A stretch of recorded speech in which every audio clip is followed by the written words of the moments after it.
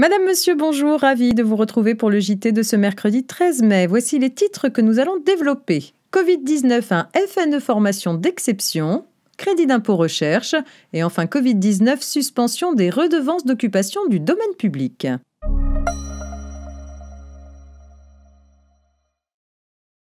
Et on ouvre donc ce JT par une information Covid-19 avec la mise en place d'un FNE formation d'exception. Une instruction de la DGEFP du 9 avril dernier avait renforcé le dispositif FNE Formation afin de préparer la relance de l'économie et de permettre aux entreprises en activité partielle d'investir dans le renforcement des compétences de leurs salariés. Les questions-réponses du ministère du Travail complètent cette instruction et proposent un modèle de convention à télécharger et un formulaire simplifié de demande de subvention à adresser au FNE Formation. Elle précise 4 points. En premier lieu, le ministère du Travail admet à titre exceptionnel qu'une entreprise qui n'a pas mis tous ses salariés en activité partielle puisse faire une demande de FNE formation pour ses salariés qui ne sont pas en activité partielle. Par ailleurs, ce document revient sur la prise en charge rétroactive des formations engagées à compter du 1er mars 2020, mais aussi sur la possibilité de conclure une convention avec les OPCO au lieu des directs, et enfin sur la situation des salariés qui, lorsque l'entreprise reprend son activité, vont poursuivre leur formation avec la prise en charge du FNE Formation.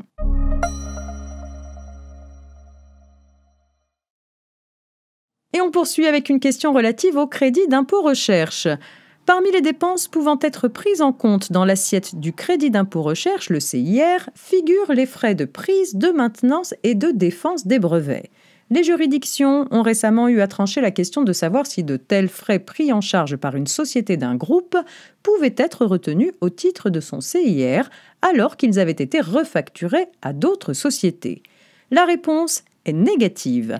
Compte tenu de la refacturation, la société n'est pas considérée comme ayant engagé elle-même ses dépenses et ne peut pas les inclure dans l'assiette de son CIR.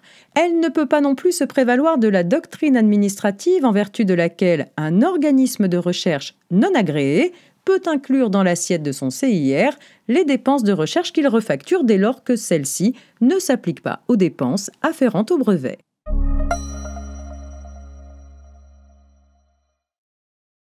Covid-19 pour terminer avec la suspension des redevances d'occupation du domaine public.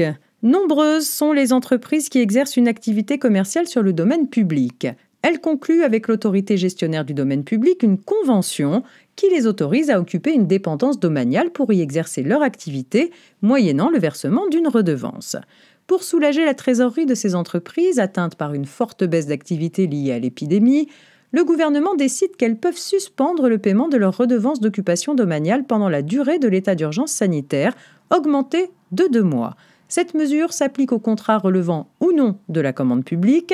En pratique, elle intéressera notamment les entreprises du secteur de la publicité extérieure. En effet, leur activité se trouve fortement dégradée du fait de l'annulation massive de campagnes publicitaires.